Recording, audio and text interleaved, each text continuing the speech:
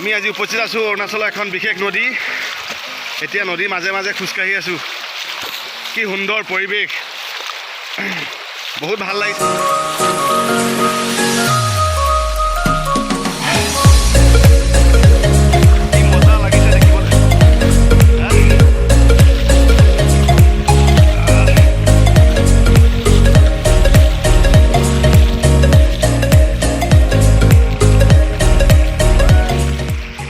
আছে মোৰ ভাইটি কল্যাণ।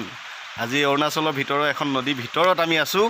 তেওঁ এটি গীত পৰিৱেশন কৰিব, আপোনালোক সকলোৱে শুনিব। গোৱা। জানমণি গুণা কথা চলি আছে তোমাক বিয়া দিবলৈ, তুমি চাগে ভাবিছা মোকে দি যামেগে।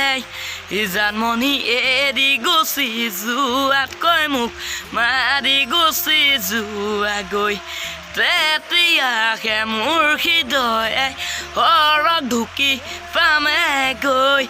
জানমণি পুতলাৰে দৰা কইনা খেলা নহয় ভাল পোৱা, তুমি চাগে ভাবিছা মোকে দি যামেগে। জানমণি গুণা কথা চলি আছে তোমাক বিয়া দিবলৈ, তুমি চাগে ভাবিছা মোকে দি যামেগে।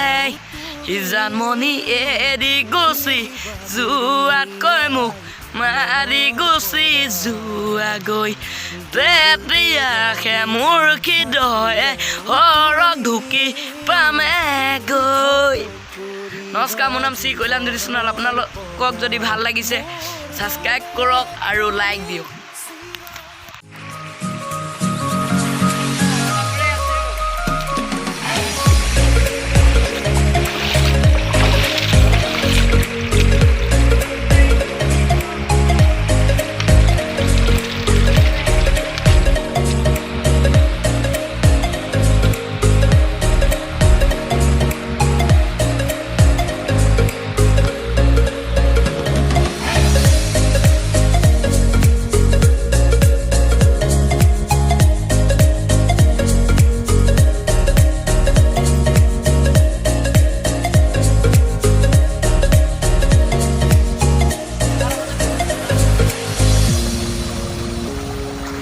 এটি সুন্দৰ অনুভূতি আজি আমাৰ এই বিশেষ ঠাইত, অৰুণাচলৰ ভিতৰৰ এইখন নদী, পিকনিক প্লেচ, লগতে শিলৰ কুঁৱা বুলি ক'ব পাৰি, এইটো শিলৰ খুঁটি বুলি ক'ব পাৰি, আৰু লগতে পানী, ইমান নিৰ্মল পানী। এইখন নদীৰ বহুত বিশেষত্ব আছে। নদীৰ পানী সদায় নিৰ্মল, সতেজ, সুন্দৰ। ইয়াত আহিলে আপুনি সকলো আপোনাৰ দুখ ভাগৰ পাহৰি ইয়াৰ অনুভৱ লওক, সুন্দৰ অনুভৱ লওক। আহিব পাৰে ইয়াত, আপোনালোকে পিকনিক খাব পাৰে।